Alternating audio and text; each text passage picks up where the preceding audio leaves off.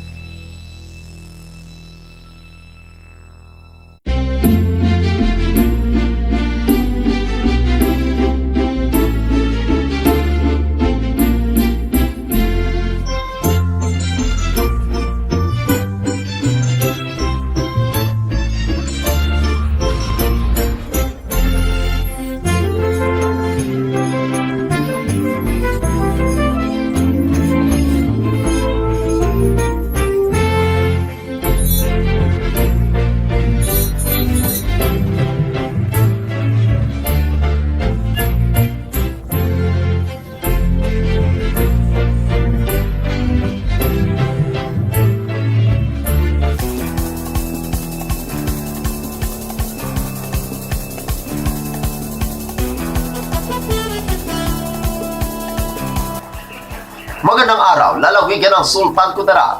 Narito na mga pangunay balita sa Sultan Kudarat Headliners ngayong Disyembre 20, taong 2023. Mga bangko sa bayan ng Libak, pinag-iingat sa mga peking pera. Narito ang ulat. Agad nagpaalala ang dalawang bangko sa bayan ng Libak na makaraang kumalat na naman ang peking pera. Ayon kay Rose Budomo, Bank Manager ng Land Bank Libak Branch, inaasahan na ito lalo't pagsapit ng Burr months, muling maglilipa na ang pagdami ng modus operandi. Hindi na aniya ito bago sa publiko, ngunit mag-ingat dahil halos abala ang lahat na kung minsay hindi nabibigyan ng atensyon ang publiko kung ito ba ay tunay o peke. Sa paghayag ni Bodomo, dapat sinasalat lagi ang security features ng pera, maging ang enhanced value panel ng pera at bar effect sa money detector. Pag-aralan din ng tactile mark, windowed security thread at optically variable ink. Sa hiwalay na pahayag naman kay Lester John Vegas, cashier ng Rural Bank of Libak, kabisaduhin din ang aktwal na hawak-hawak na pera o banknote enhancements ng bangko sa bayan upang hindi mabiktima ng sindikato. Sa huli, ang pag-iwas sa modus operandi ay laging nakasalalay sa ating kaalaman at pagiging alerto. Ako ang inyong kaibigang Apolinario Ferdy Valencia para sa Sultan Kudarat Headliners. PWD General Assembly at Christmas Party sa lungsod ng Tacoro, naging masaya. Narito ang ulat. Nagkaroon ng General Assembly at Christmas Party ang mga persons with disabilities o PWDs sa lungsod ng Tacorong noong ika-20 ng Disyembre kasalukuyang taon na ginanap sa Purok 9 Poblacion Gymnasium, na ito ay hinatid ni Mayor Joseph George L. Lechoncito, MD-DPA. Ang aktibidad na ito ay hinatid ng CSWDO Tacorong na pinamumunuan ni Binibining Nancy Bawe, RWD, kasama si Ginoong Boy Lepalim, RSW, na siya ang naging focal person. Ang pundo na ginamit sa nangyaring aktibidad ay mula sa locally fund ng Person with Disability Affairs Office o PDAO sa ilalim ng Office of the City Mayor. Dumalo sa aktibidad sina City Councilor Honorable Geraldine Collado, SP Committee Chair on PWD and Senior Citizen at si Honorable Ralenta Bosares Bernardo, na kung saan nagbigay naman ito ng karagdagang papremyo na nandoon din si Ginoong Hernani Fermo, Executive Assistant 4 to the Mayor. Ako ang inyong kaibigang Apolinario 30 Valencia para sa Sultan Kudarat Headliners. Para sa uling balita, ABC official sa bayan ng Nambayong nanumpa na. Narito ang ulat. Isinagawa ngayong araw ang oath-taking ng bagong hala ng mga opisyales ng Association of Barangay Councils o ABC ng bayan ng Nambayong. Muling nanumpa kay Mayor Ferdinand G. Agduma si Honorable Barangay Chairman Dato Norhato P. Sanday ng Barangay Udtong matapos na muli itong mahalal bilang unopposed ABC President.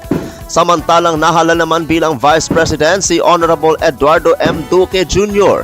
ng Barangay Matyompong, Gregorio S. Labor ng Barangay Kapingkong bilang Auditor. At mga kasapi naman ng Board Director sina Honorable Arlan Tanquilino ng Barangay Lilit, Honorable Edgar M. Ferolin ng Barangay Ditaras, Honorable Mastura G. Baumol ng Barangay Pimbalayan, Honorable Gemma M. Usman ng Barangay Tambak, Honorable Esmakil P. Sambila ng Barangay Lagaw, Honorable Edwin T. Hamino ng Barangay Pitigian, Honorable Biner Ayan G. Diones ng Barangay Midtapok at Honorable Joven P. Pineda ng Barangay Kabulakan. Itinalaga naman bilang ABC Secretary si Honorable Tanquilino at Treasurer naman si Honorable Ferolin. Binati ni Mayor Agduma ang bagong hala ng mga ABC officers sa pamumuno ni ABC President Sanday at hindi kaya't ang mga ito na gampanan ng maigi ang kanilang mga katungkulan at tulungan siyang mapanatili ang pagkakaisa at kapayapaan para sa tuloy-tuloy na pag-angat ng bayan. Ako ang inyong kaibigang Apolinario 30 Valencia para sa Sultan Kudarat Headliners.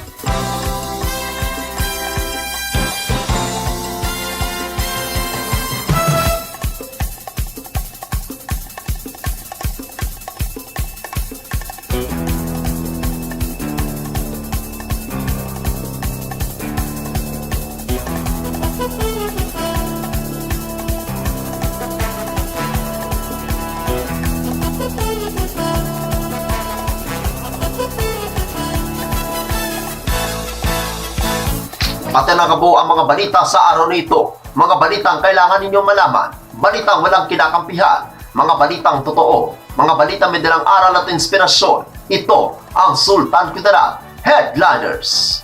Hanggang bukas, maraming salamat at magandang araw, kaibigan.